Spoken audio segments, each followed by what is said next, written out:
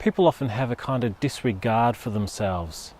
And at its extreme, some people have a kind of self-loathing, a hate for the self. I'm going to talk a bit more about this disregard though, because it's not so much that a person hates themselves, but they just don't care about themselves. And one aspect of that is that they don't care about themselves in the future, whether that be 5 minutes from now, tomorrow, not bothering with the dishes because my tomorrow self will deal with that. Of course, tomorrow's self will be dealt a depressing pile, or not caring about myself a year from now. And it's interesting. It's people can get quite cynical about the world and how everybody's selfish and etc., etc. Whereas in fact, in my experience as a counsellor, and I've seen some appalling stuff. I've probably seen more appalling stuff than most people in this kind of work. The big thing that I walk away with is a sense of just how many good people are out in the world.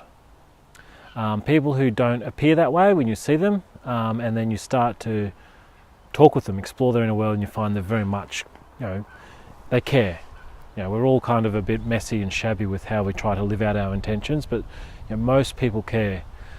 So people care about others, but they often don't care about themselves. And obviously this is a problem.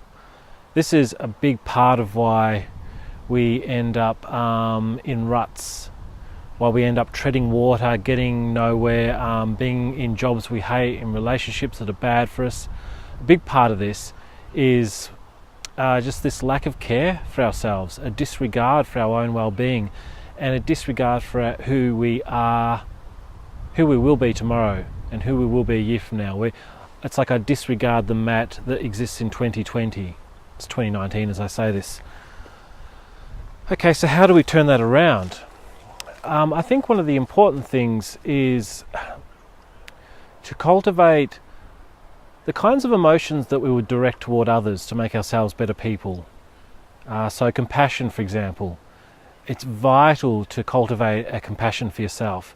And that's not narcissism, and it's not weakness or self-pity or self-indulgence. It's real compassion is wise, and real compassion is honest. It can speak a hard truth. It can speak painful truths to ourselves, but it's precisely because it's compassionate, it can speak those hard truths. Because if you really want to get a hard truth about yourself, you're going to have to be able to hold that compassionately and with a sense of, for example, a sense of self-respect and a sense of self-value. If you don't have a sense of self-value, you can't really hear it. This is what happens in narcissism. This is why narcissists are so grandiose, because it would just be too...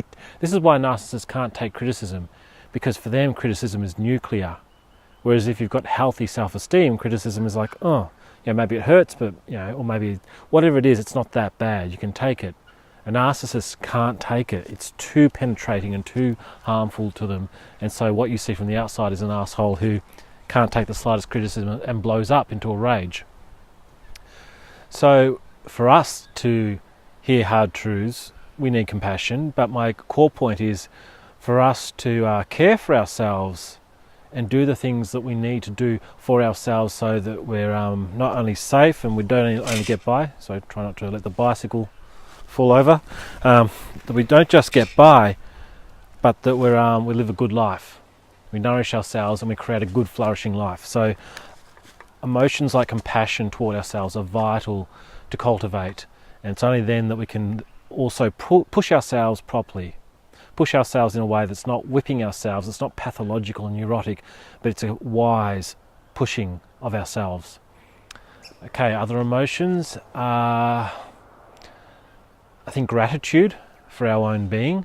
So, and this is a point I'll repeat with variation, actually, but in different videos. But gratitude for our own being, in the sense of recognizing that I didn't create myself. I'm kind of handed to myself. I'm a mystery to myself, because I didn't invent consciousness. I didn't invent my consciousness. I didn't invent my body. I came into the world already conscious, and as that was unfolding, I became more and more aware of myself. It's a river that I've woken up in. My own being is kind of flowing forth through time, flowing forward in time, and I'm slowly waking up to it. I didn't create myself, so a kind of gratitude for the value of me, But it's not egotism whatsoever, because it doesn't have that presumptuous self-ownership, but more a sense of standing back and going, gee, this thing's a miracle. I didn't invent it. There's no cause for me to be egotistical about it, but just to appreciate it and value it. So that kind of gratitude. Another one is pride, which sometimes gets a dirty name. I mean, partly that's because of Christianity, 2,000 years of bagging pride. And of course, there are horrible kinds of pride. I was just talking about narcissism. That's a kind of pride. And there are other kinds. But a healthy pride, which again is a healthy self-valuing. I have these strengths. I have such and such strengths. I'm good at them. As a counsellor, sort of being a decade into doing this work, I can feel things come together well. I can feel capacities coming together inside me, and I enjoy that. And I have a sense of capability and a sense of trust in myself, and a sense of pride thanks to that. So that's a good thing. And because of that, I start to stand up for myself. I start to do the things that will... I value myself, so I do things for myself in the future. I make sure that I'll end up at a certain point 6 months from now. That 10 years from now I'll still be healthy. So I look after my health. Because of that pride, I advocate for myself.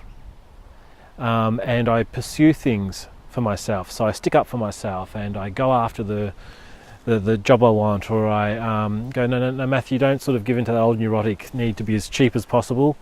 You want this good thing, and it works to get it, so go get it. It's fine. So taking care of ourselves is something that actually a lot of people are pretty bad at.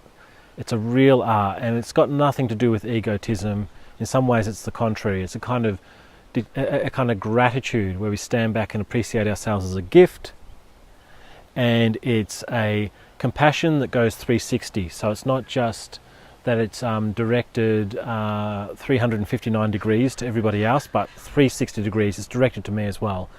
And a pride in who I am, which is a kind of just self-value, and it ties in with gratitude. It's a recognition of what's good in me and a valuing of that, and seeing that that's got a good place in the world. I deserve to exist in the world. These kinds of qualities, and there are others we could talk about, enable you to start to really value yourself, and hence take care of yourself. And it's vital that we do that. Nobody else is going to do it for us, but we don't become the full human being we could be. We don't really fulfill our potential, and we don't become the marvelous person that we could be for others unless we really start to value ourselves and take care of ourselves, and so cultivate ourselves and make our life really good.